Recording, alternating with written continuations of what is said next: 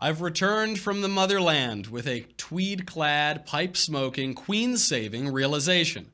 Donald Trump is a traditionalist. We'll discuss the Disraeli-esque, high-culture conservatism of our reality TV president. Then, investor Hal Lambert joins to discuss his new Republican-only investment fund with the stock ticker symbol MAGA. Finally, Emily Butler and His Eminence Paul Bois join the panel of deplorables to discuss sexual assault allegations against Harvey Weinstein and President Trump's huge IQ. I'm Michael Knowles, and this is The Michael Knowles Show.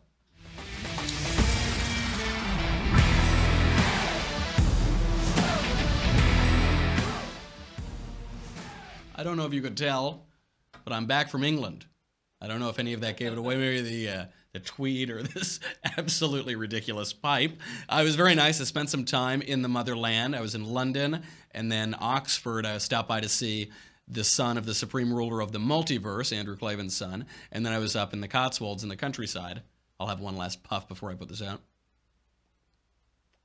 Delicious. And it gave me an interesting view on politics, because I've been to the UK before very briefly. I'd never really spent any time there, and politics is different there. Conservatism is different there.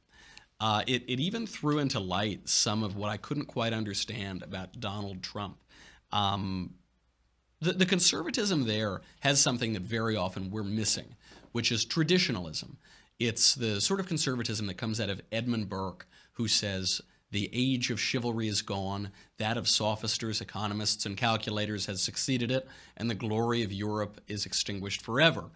He's writing about the French Revolution there and how terrible it was, even though he supported the American Revolution. And the trouble with American conservatism is very often it is just the stuff of sophisters, economists, and calculators. All we really talk about are how we want low taxes and small government for its own sake, and not really the reasons why we want those things, what greater goods those things serve. And it's very often grounded in what would be rationalistic ideas. So Edmund Burke really doesn't seem to have much care for rationalism, but that's the idea that we always just stand for something. It's just principles floating out in the breeze, but it isn't founded on any real institutions like civil society, the church, the family, local communities. A lot of the reasons why we prefer more local and smaller government in the United States. The place where this difference is the clearest between traditionalism and those other varieties of conservatism like libertarianism, neoconservatism, the religious right, whatever. The place where that is clearest is Oxford, the University of Oxford. I didn't realize this. I went to Yale. Yale is like the Disneyland version of Oxford. Oxford is like the real thing, and Yale is Epcot version of that. It's a stunning place, and it has at it the weight of history. The difference between these politics is really clear there. And the difference between the UK and the United States. There's no date that we can say this is the founding of the University of Oxford. We know that there was teaching there around 1096, but it sort of sprung up a little organically. It developed over 1,000 years. It's older than the English language in its current form, but we know that Yale was founded in 1701. When I look at the various controversies that have hit those two places in the last few years, I'm not surprised that Oxford has weathered them better than Yale. So at Yale, we had to rename Calhoun College. You remember that crazy controversy? Students screaming at their professors, yelling at them, professors being fired for offending the little snowflakey 18-year-olds who were shrieking profanities at them. They did rename the college eventually. At Oxford, there was a similar fit of hysteria about Cecil Rhodes, the statue of the guy for whom the Rhodes Scholarship is named, because he was an imperialist and a colonialist and he dealt in Africa and all of that. It went nowhere. It went nowhere. They totally let the statue stay because there's a weight of something, a weight of history that describes the conservatism of the United Kingdom and describes that place that we just don't really have, unfortunately. In American politics, it's usually pretty easy to nail down which political party does which thing, which side in politics has which ideology. In Britain, it's a little harder. You can't really tell sometimes who are the conservatives. You can't really tell is this liberal, is this leftist. Even I was joking with Andrew Klavan about this. In England, even the socialists seem sort of conservative. They have because, as he says, whatever the British do, they're living in the past. So even if they're socialist, if they're communist, whatever, there's just a certain breeding into their culture that they can't seem to overcome. Even the socialism in England, which is very bad and not good for society, even that is better than the socialism in Italy or France. It just is a little more orderly. It's a little less lazy or what have you. Now with Trump, political ideology has become a little murkier and a little less clear as well over here. There are questions. Is he a populist? Is he a conservative? Is he a secret Nazi, Russian, KGB, Manchurian candidate? All of the above, perhaps. From my vantage last week in the motherland, perhaps the defining feature of President Trump's political vision came into view. His respect for American institutions and tradition, his traditionalism. Among all the calls to topple Columbus statues and rename Columbus Day, Trump signed a proclamation on Monday that said, quote, "The permanent arrival of Europeans to the Americas was a transformative event that undeniably and fundamentally changed the course of human history and set the stage for the development of our great nation. Therefore, on Columbus Day, not Indigenous Peoples Day, Columbus Day, we honor the skilled navigator and man of faith whose courageous feat brought together continents and has inspired countless others to pursue their dreams and convictions, even in the face of extreme doubt and tremendous adversity." So it seems like a minor point, the tradition of Columbus Day, who we're honoring, what day it is, whatever. But to Trump, it's quite important because it's about respect and an understanding, an absorption, a living through the institutions that have made our country great, and not merely platitudes and simple words and phrases and ideas that do it. He has weighed in vigorously on the issue of NFL players not respecting traditions like standing for the national anthem and saluting the flag.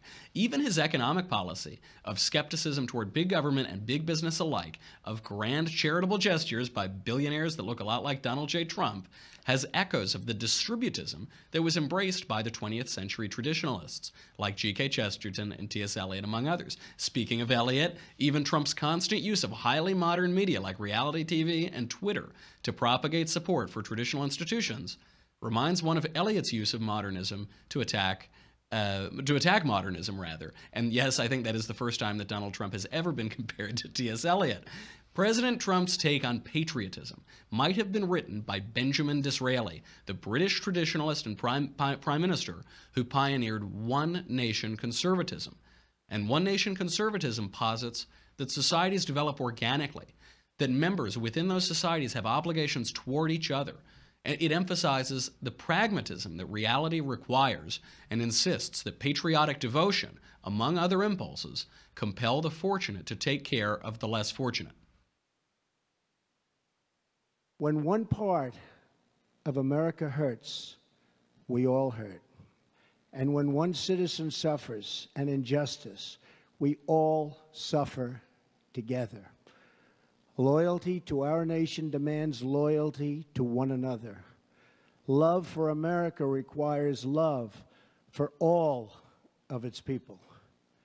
When we open our hearts to patriotism, there is no room for prejudice, no place for bigotry, and no tolerance for hate. Make America Great Again is a beautiful phrase. It's why Reagan used it in the first place. The Make America Great Again, it's simple, the language is Saxon, it's curt, it's evocative. It's called a populist appeal by the common knowledge of the political commentariat, but what have they ever known? The phrase isn't actually that populist. The phrase isn't do whatever you want in America. The phrase isn't make America work for you, you, me, me. The phrase is make America great again. It's a call to make use of the strong institutions inherited by this country and developed in this country to sustain the life of a country whose organic growth has produced the most just, most charitable, most free nation in the history of the world. And speaking of MAGA, speaking of Make America Great Again, we got to bring on Hal Lambert. We have the investor Hal Lambert on today of Point Bridge Capital. Hal has created an ETF, an exchange-traded fund, for investing exclusively in companies that back Republicans. Its ticker symbol, why, it's MAGA, of course, M-A-G-A. Hal, thank you for coming on. Thank you for having me, Michael. So, first question, I guess this is kind of a gimme, but I got to ask, how did you come up with the idea for a MAGA ETF, a Republican only ETF? Well, it sounds simple, but it actually wasn't. It's never been done before, so clearly it wasn't too simple. But I've been in the investment business for about 20 years, managing money. I've been involved in politics for the last decade. I've helped a couple of different Republican presidential campaigns. I was involved with Ted Cruz's campaign. Oh, Before so was that, I. Were you okay? Before that, Governor Perry. In fact, I ran a super PAC for Ted Cruz. So very involved in politics for a number of years. And being in the investment field, I noticed a lot of people were, upset about what's going on, and they've been boycotting products, right, and services, and at the same time, they didn't realize that they actually own those products or services. They own those companies in their mutual funds, and so they're boycotting it on the one hand, and then they're losing money on the other. Right. And Starbucks is a perfect example. A lot of people were boycotting Starbucks. The stock was going lower. They might have been losing money and not realizing it. So I kind of started thinking, how do I tap into that and enable people to both, with their money and with their buying power, make choices. And there wasn't a choice in the market. There's never been a politically based ETF before, That's and that's kind of how the idea started. That's an interesting point, too, because I had just considered it as a reaction to the left constantly politicizing every aspect of our culture, every business. They're going to do this, they're going to do that. But it also makes sense. If you are boycotting a business, you probably don't want to be owning it in your portfolio. You don't want to be hurting yourself, slapping your nose to spite your face. Do you worry that this ETF and maybe others that will follow your example, do you worry that that will further politicize the culture, or is it an appropriate response to a culture that the left insists already on politicizing? No, I think it's a very appropriate response to the culture in general, and I think it's a good investment decision as well. So you mentioned it being pro. It is pro. So you're wanting to support companies that are supportive of Republican candidates, and we may be upset with the Republicans, and many of us are, but unfortunately it's a binary choice, right? So you've got a Democrat or a Republican. Who do you want to be investing with that's supporting the candidates? Do you want the ones that are supporting heavily Democratic candidates or Republican ones? Now So that's an option. And that's the real question, too, because someone like me, who's slightly to the right of Attila the Hun, I probably would take a lower return if it meant that I got to slap Schultz across the face or something. But is there going to be any conflict between the returns you're getting and your politics? Is it the case that Republican supporting companies actually are the ones that throw off the great returns, or are you sacrificing a return to make a political statement? Yeah, I don't think you're sacrificing return. So what I did was I took the S&P 500 and I screened it for the political contributions of the PACs and the employees of those companies. And I took the top 150 companies in the S&P. So the S&P is already a pretty exclusive club. Right. So you've got a great number of companies. It's 150 stocks. They're heavily supported. They're great stocks. You've got a lot of defense companies like General Dynamics, Lockheed, Boeing. You've got a lot of financials. There's some surprise companies in here. Goldman Sachs has always been thought of as a big Democratic company. Well, actually, in 2010, they switched and they became a heavily Republican supporting company. So there's some very good stocks in this portfolio. I don't think there's a sacrifice being Well, had. I did not realize that, because I just had it in my head that Goldman and a lot of major corporations, certainly a lot of Wall Streeters, are backing Democrats. They back the establishment. So basically, this fund would be like Hobby Lobby or something. But you're saying actually a lot of these companies that we think are left wing are trending toward Republican donations. Correct. You can watch what they say, or you can watch what they're doing with their money. And I'm looking at what they're doing with their dollars. And they may come out and say one thing, but they're doing something else with their dollars. And at the end of the day, money matters in politics. And when you're talking about lots and lots of money, this is a lot of money that's being contributed. It's affecting election outcomes. So now, when people go ahead. Oh, well, you're absolutely right. There are a lot of election outcomes that can be swayed by all of this, but the elections themselves, the campaigns themselves, are even less clear in the world of Donald Trump, because we see him sniping at Bob Corker today, little Bob Corker. We see him fighting with Republicans, fights very often that he hasn't picked, fights that they're picking. But will there be any implications for the MAGA fund? If there's a split, if there's a rift between the GOP and Donald Trump, will that be taken into account in the fund itself? I don't think that it will affect things, because at the end of the day, they're going to have to work with President Trump. And what he's doing when he's talking about Bob Corker is, hey, this is a guy who's not necessarily supportive of some of the things that President Trump won on. And so what's interesting about what President Trump's been able to do is, he's gone after the NFL. It's pretty interesting to think about it. This story has been going on for over a year, right? ESPN's been pumping this. By the way, ESPN's owned by Disney. Disney's one of the top 3 contributors to the Democratic Party. Of course. So just kind of think about it from that perspective. But Trump's gone after what's happening in the NFL while everybody else was silent. This has gone on for a year. Finally, he stood up and said, you know what, we're not going to put up with this. The part of what you said earlier in your monologue I thought was great. We're different than England. People here, the Republicans here, a lot of times seem to be scared of the media. And Donald Trump's not scared of the media, and he's going to go out and say what he thinks. And a lot of the times he's right. He's saying what everybody else is thinking and other people are afraid to say. And the best part is, if you go out and you try to appease the media and you try to get them to like you and say, I'm a conservative, but I'm not that kind of conservative, I'm not that kind of Republican, it's never enough. It's never enough for them. And Donald Trump has totally ignored that common sense, the common conception that we need to coddle up to the media. And he's won every time. I don't think it's ever blown up in his face. No, he's winning big in this battle, because at the end of the day, the American people are on his side. They're on the side of people standing for the flag. They're for the side of standing for the anthem. Absolutely. And people ought to be invested in companies that are supportive of the left is not for this. The left is fine with people sitting. They're fine with the athletes. They want to come out and talk about free speech. That's right. They're not free speech. They can't wear a certain button on their uniform. They can't wear anything to honor the victims and the heroes of 9/11. But right. And that's all fine. But then when they're disrespecting the flag, then it's a matter of free speech. Absolutely absurd. Well, Hal, I wish you the best of luck. I think I probably would violate 1,000 rules and regulations by speaking too much about the fund itself. But I do love the idea of it. I think it is a lot of a great idea and a great way, like Donald Trump, who is attacking the culture and he's a cultural warrior. I think it's a great way to just keep pushing and pushing and bringing this fight onto their level and into their field and be playing offense. Well, I appreciate it. And people can find me. I'm on Twitter at MAGA Index. And as well, they can go to investpolitically.com and look at what's on the website. So either one of those, they can learn about it. But you can buy this ETF's traded everywhere. Anyone that has a brokerage account can buy it. The ticker's MAGA.